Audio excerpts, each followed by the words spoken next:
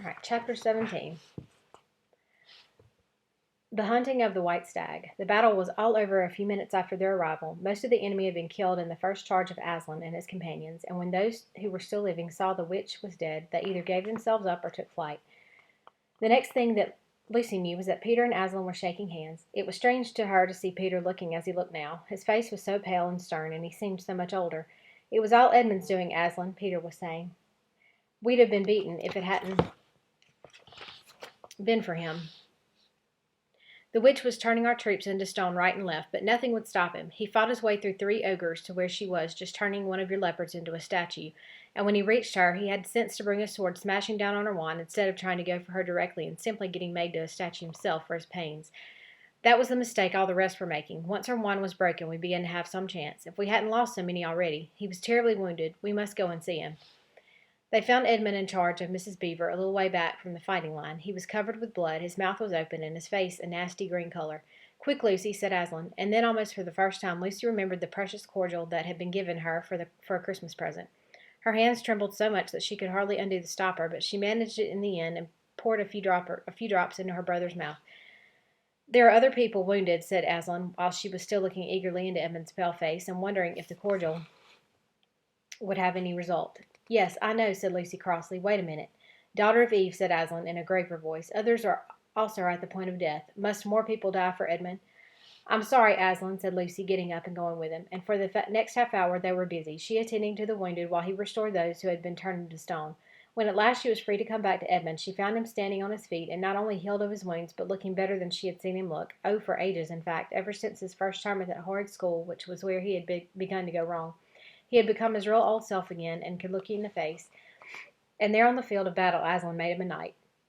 Does he know, whispered Lucy to Susan, what Aslan did for him? Does he know what the arrangement with the witch really was? Hush. No, of course not, said Susan. Oughtn't he be told? Said Lucy. Oh, surely not, said Susan. It would be too awful for him. Think how you'd feel if you were he. All the same, I think he ought to know, said Lucy, but at that moment they were interrupted. That night they slept where they were. How Aslan provided food for them all I don't know, but somehow or other they found themselves all sitting down on the grass to a fine high tea at about 8 o'clock. Next day they began marching eastward down the side of the great river, and the next day after that, at about tea time, they actually reached the mouth. The castle of Cair Paravel on its little hill towered up above them. Before them were the sands, with rocks and little pools of salt water and seaweed, and the smell of the sea and long miles of bluish-green waves breaking for ever and ever on the beach.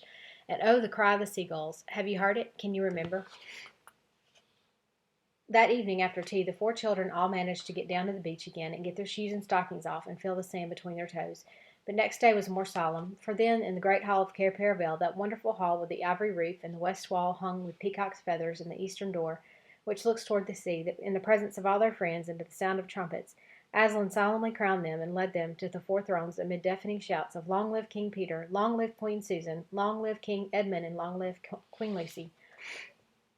Once a king or queen in Narnia, always a king or queen. Bear it well, sons of Adam. Bear it well, daughters of Eve, said Aslan. And through the eastern door, which was wide open, came the voices of the mermen and the mermaids swimming close to the shore and singing in honor of their new kings and queens. So the children sat on their thrones, and scepters were put into their hands, and they gave rewards and honors to all their friends, to Tumnus the fawn, and to the beavers, and giant Rumblebuffin, to the leopards, and the good centaurs, and the good dwarfs, and to the lion. And that night there was great feast in Cair Paravel, and revelry and dancing. And gold flashed and wine flowed, and answering to the music inside, but stranger, sweeter, and more piercing came the music of the sea people. But amid all these rejoicings, Aslan himself quietly slipped away, and when the kings and queens noticed that he wasn't there, they said nothing about it, for Mr. Beaver had warned them. He'll be coming and going, he had said. One day you'll see him, and another you won't. He doesn't like being tied down, and of course he has other countries to attend to. It's all quite right. It's quite all right. He'll often drop in, only you mustn't press him. He's wild, you know, not a tame lion. And now as you see, this story is nearly, but not quite, at an end. These 2 kings and 2 queens governed Narnia well, and long and happy was their reign. First, much of their time was spent in seeking out the remnants of the White Witch's army and destroying them. And indeed, for a long time there would be news of evil things lurking in the wilder parts of the forest, a haunting here and a killing there, a glimpse of a werewolf one month, and a rumor of a hag the next. But in the end, all that foul brood was stamped out. And they made good laws, and kept the peace, and saved good trees from being unnecessarily cut down, and liberated young dwarfs and young satyrs from being sent to school, and generally stopped busybodies and interferers and encouraged ordinary people who wanted to live and let live. And they drove back the fierce giants, quite a different sort from giant Rumblebuffin, on the north of Narnia when these ventured across the frontier. And they entered into friendship and alliance with countries beyond the sea, and paid them visits of state, and received visits of state from them. And they themselves grew and changed as the years passed over them, as Peter became a tall and deep-chested man and a great warrior, and he was called King Peter the Magnificent. And Susan grew into a tall and gracious woman with black hair that fell almost to her feet, and the kings of the countries beyond the sea began to send ambassadors asking for her hand in marriage, and she was called Susan the Gentle. Edmund was a graver and quieter man than Peter, and great in counsel and judgment. He was called King Edmund the Just, but as for Lucy, she was always gay and golden-haired, and all princes in those parts desired her to be their queen, and her own people called her Queen Lucy the Valiant. So they lived in great joy, and if ever they remembered their life in this world, it was only as one remembers a dream. And one year it fell out that Tumnus, who was a middle-aged faun by now, and beginning to be stout, came down river and brought them the news that the white stag had once more appeared in his parts. The white stag who would give you wishes if you caught him. So these 2 kings and 2 queens, with the principal members of their court, rode a hunting with horns and hounds in the western woods to follow the white stag. And they had not hunted long before they had a sight of him, and he led them a great pace over rough and smooth and through thick and thin, till the horses of all the courtiers were tired out, and only these 4 were still following. And they saw the stag enter into a thicket where their horses could not follow. Then said King Peter, for they talked in quite a different style now, having been kings and queens for so long, Fair consorts, let us now alight from our horses and follow this beast into the thicket. For in all my days I never hunted a nobler quarry. Sir, said the others, even so let us do. So they alighted and tied their horses to trees and went on into the thick wood on foot. And as soon as they had entered it, Queen Susan said, Fair friends, here is a great marvel, for I seem to see a tree of iron. Madam, said King Edmund, if you look well upon it, you shall see it as a pillar of iron with a lantern set on top thereof. By the lion's mane, a strange device, said King Peter, to set a lantern here where the trees cluster so thick about it, and so high above it, that if it were lit it should give light to no man. Sir, said Queen Lucy, by likelihood, when this post and this lamp were set here, there were smaller trees in the place, or fewer, or none, for this is a young wood, and the iron post is old. So they stood looking upon it. Then said King Edmund, I know now how it is, but this lamp on the post worketh upon me strangely. It runs in my mind that I have seen the light before, as it were in a dream, or in the dream of a dream. Sir, answered they all, it is even so with us also. And more, said Queen Lucy, for it will not go out of my mind that if we pass this post and lantern, either we shall find strange adventures, or else some great change of our fortunes. Madam, said King Edmund, the like foreboding stirreth in my heart also. And in mine, fair brother, said King Peter. And in mine too, said Queen Susan. Wherefore, by my counsel, we shall lightly return to our horses, and follow this white stag no further.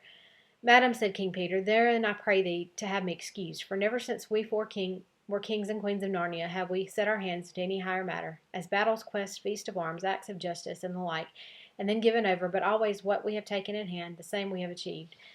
Sister, said Queen Lucy, my royal brother speaks rightly, and it seems to me we should be shamed if for any fearing or foreboding we turn back from following so noble a beast as we now have in chase.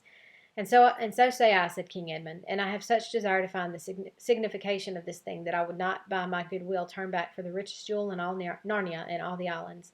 Then in the name of Aslan, said Queen Susan, if ye will all have it so, let us go on, and take the adventure that shall fall to us. So these kings and queens entered the thicket, and before they had gone a score of paces, they all remembered that the thing they had seen was called a lamp-post, and before they had gone 20 more, they noticed that they were making their way not through branches, but through coats. And next moment, they all came tumbling out of a wardrobe door into the empty room, and they were no longer kings and queens in their hunting array, but just Peter, Susan, Edmund, and Lucy in their old clothes. It was the same day and the same hour of the day on which they had all gone into the wardrobe to hide.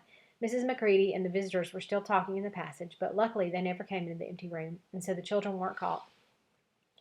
And that would have been the very end of the story if it hadn't been that they felt they really must explain to the professor why 4 of the coats out of his wardrobe were missing.